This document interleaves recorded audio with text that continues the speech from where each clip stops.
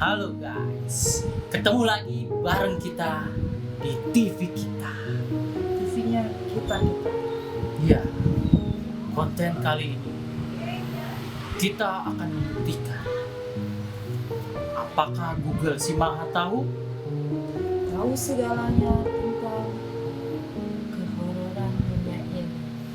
mengungkap misteri, rahasia-rahasia di balik mitos dan fakta. Apakah Google dapat mengungkapnya? Menjawabnya, Jangan kemana-mana, tetap bersama saya, Mas Dinding. saya Kansa. Tetap TV.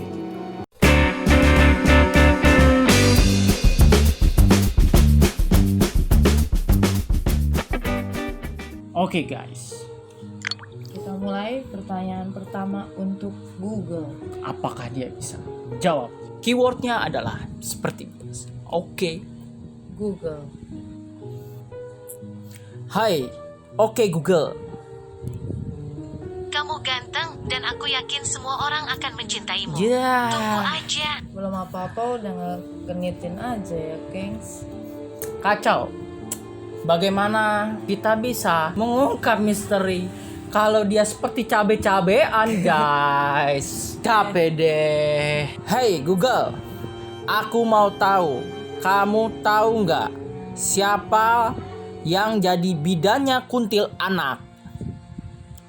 Ini hasil penelusuran yang cocok. Wow, Apa wow. Kita lihat. Semuanya kita dialihkan kepada video YouTube 5 sosok kuntilanak di luar negeri. Di luar negeri ada kuntilanak. Wow, kayak apa ya kuntilanaknya? Pakai bajunya kayak apa? Kayaknya nggak putih. Mungkin kayak Falak. Oh, Falak itu mungkin kuntilanak Sejenis kali impor. ya? Ya, dia itu kuntilanak impor. Yang agak sopan tapi Ya. Kalau yang nggak sopan bisa aja pakai bikini. Kalau nggak lingerie. ternyata Google nggak bisa menemukan siapa bidan dari kuntilanak, ya. Nggak terjawab pertanyaan kita. Tidak terjawab. Google, kan kuntilanak punya anak tuh ya. Terus suaminya siapa? Saya menemukan ini dari web. Is, Dia bilang kuntilanak gendong bayi. Ya bapaknya siapa?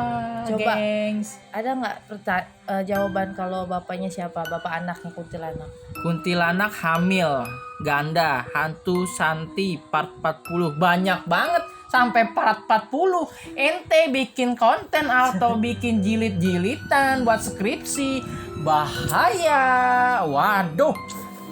Kuntilanak melahirkan anak tuyul. Oke. Skip. Ini pertanyaannya ternyata masih belum bisa dijawab sama Google. Iya, geng.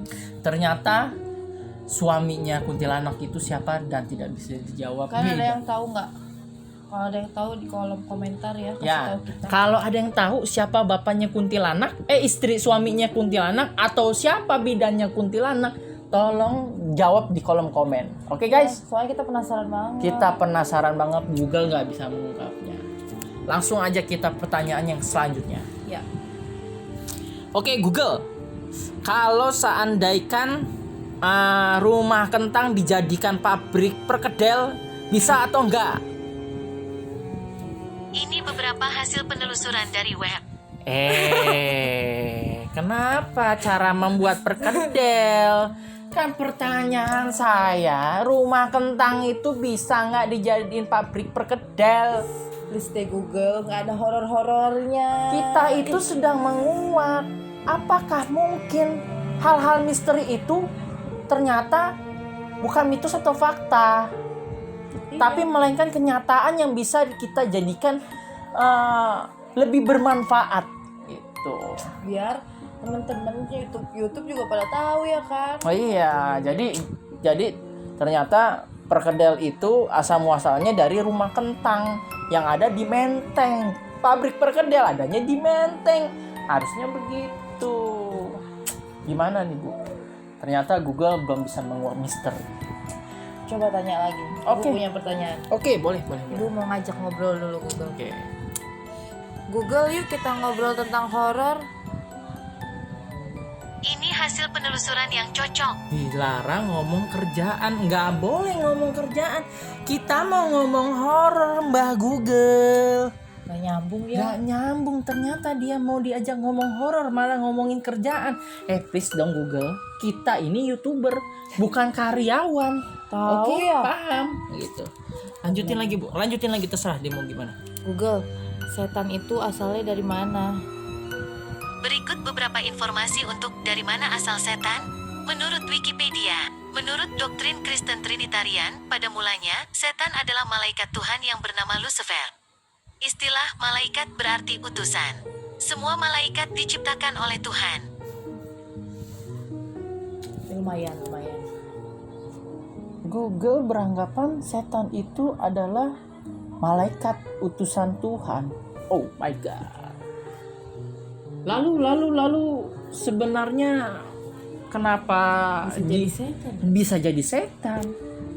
Iya. Kan setan itu kan serem, malaikat itu kan baik gitu. Iya makanya. Oh, mungkin oke, kita mungkin akan ada pertanyaan yang emang membuat ini kita menjadi penasaran.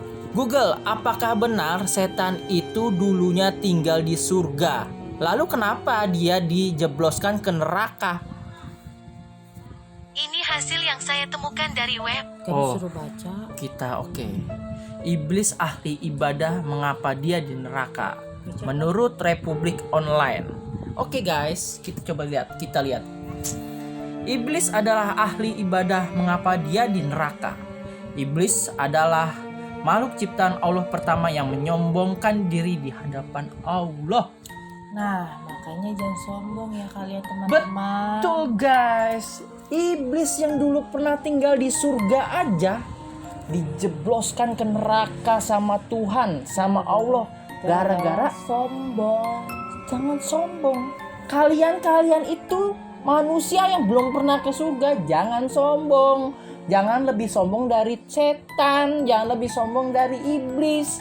Ya nggak boleh sombong sih pada intinya. Betul. Jadi guys, tolong pesan moral ini jadikan suatu pegangan teguh dalam diri kalian.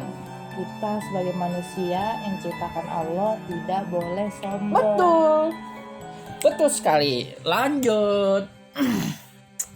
Oke, salah satu makhluk sebelum Nabi Adam yang dikenal ketaatannya adalah iblis.